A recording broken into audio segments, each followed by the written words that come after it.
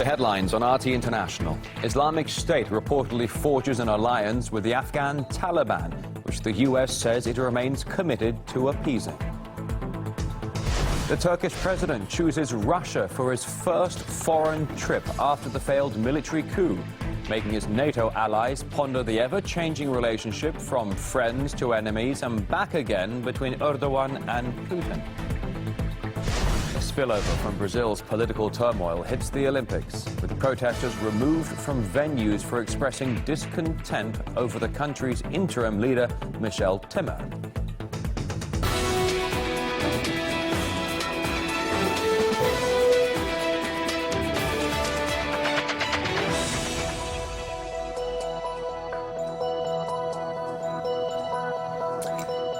So just turning a midday in Moscow. Thanks for joining us on RT International. We have your top world headlines.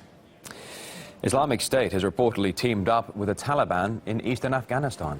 The rival groups have allegedly focused on fighting the country's US-backed government instead of fighting each other. RT's Gayane Chichikan asked the US State Department if Washington is still committed to peace talks with the Taliban. We're learning that Afghan officials are worried that the Taliban may forge an informal alliance with ISIL in eastern Afghanistan. This Monday, Afghan General Mohammad Zaman Waziri was quoted as saying, quote, "They fought deadly battles with the Taliban before, but over the past 2 months, there has been no fighting among them," end quote. Taliban leaders have said repeatedly that they're committed to fighting ISIL. This Monday, again, a Taliban spokesperson said they had prevented ISIL from gaining foothold in Afghanistan. But the Afghan general suggests that the Taliban may no longer be as committed to fighting ISIL as they say they are. I asked the U.S. State Department if the U.S. shared the concern that an informal alliance may be forming between the Taliban and ISIL. We're aware of the reports. We're obviously monitoring the presence of Daesh-affiliated individuals and groups in Afghanistan.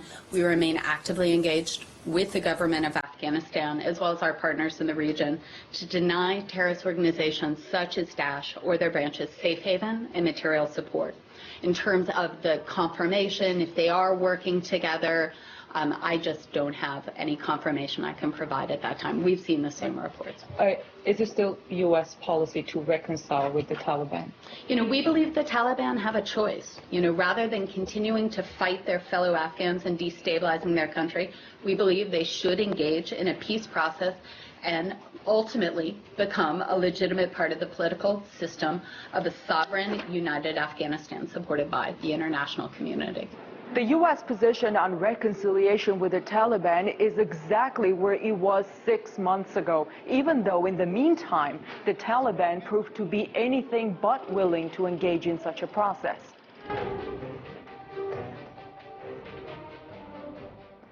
They should engage in a peace process and ultimately become a legitimate part of the political system of a sovereign, united Afghanistan.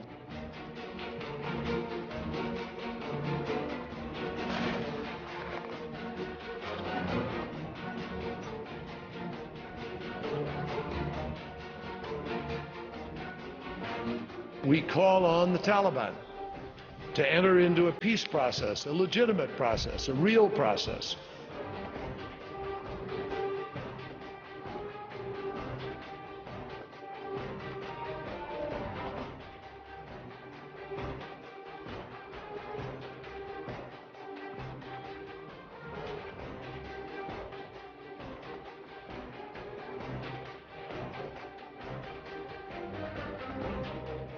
The Taliban should seize the opportunity to pursue the only real path for ending this long conflict, joining the Afghan government in a reconciliation process that leads to lasting peace and stability.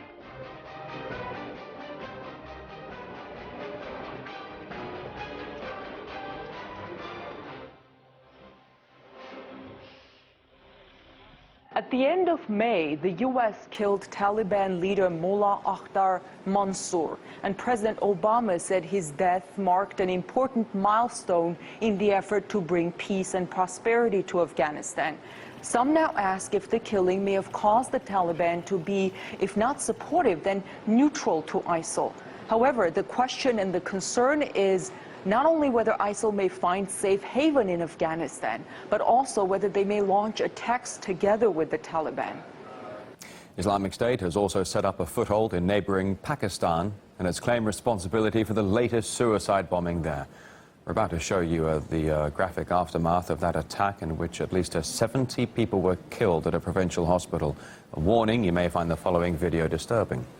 Monday's explosion hit a crowd that had gathered to mourn a lawyer killed earlier in the day. Several of his colleagues, as well as local journalists, were caught in the blast, which also injured more than 100. The Pakistani Taliban, the first group to take responsibility. However, Islamic State then claimed the attack shortly after.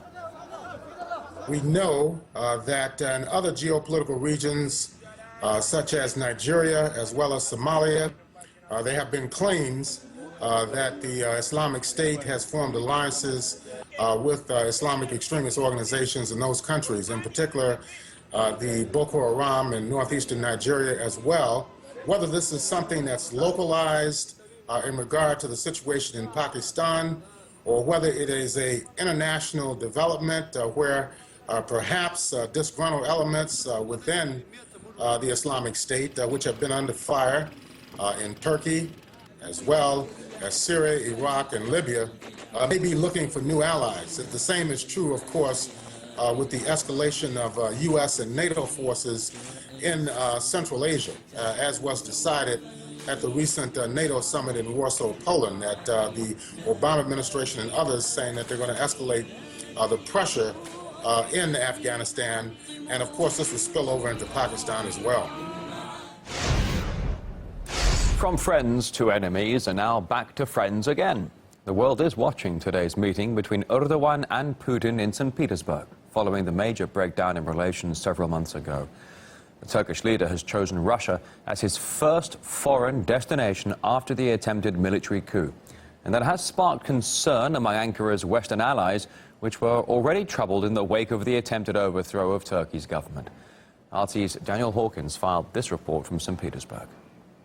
It's been hailed as a historic visit, a fresh start, but just 6 months ago, this event really wasn't something on the cards. Relations between Russia and Turkey haven't exactly been the warmest since the shooting down of a Russian military jet by Ankara on the Syrian border back in November. That resulted in the deaths of 2 Russian servicemen. Today's loss is due to a stab in the back, delivered to us by the accomplices of terrorists.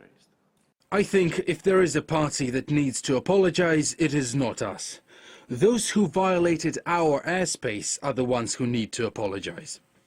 President Erdogan stubbornly refused to apologize, and Putin hit back with a whole raft of sanctions against Turkish tourism, trade and business, resulting in billions lost for the Turkish economy. What started off, though, with a letter of apology turned into a phone call, and now this face-to-face visit in Russia's second capital, St. Petersburg. This is Erdogan's first foreign visit since the attempted coup in his country just 3 weeks ago. It's very significant that the destination is Russia, given the very harsh rhetoric that's been happening between the two leaders over the past several months. The key issues on the agenda, of course, will be the compensation for the downing of that jet, as well as finding some common ground on the Syrian conflict. That's been one of the sticking points in the relations over the last few years. Energy is another topic, the Turkish Stream gas pipeline, as well as the construction of a Russian nuclear facility in Turkey. Now, this event will very much be under the media spotlight, and both leaders are putting on their optimistic faces. But the question on everybody's minds is a return to normality just too hopeful, or can relations really be repaired? Let's get some more analysis on this now from Dr. Hussein Bagchi, a professor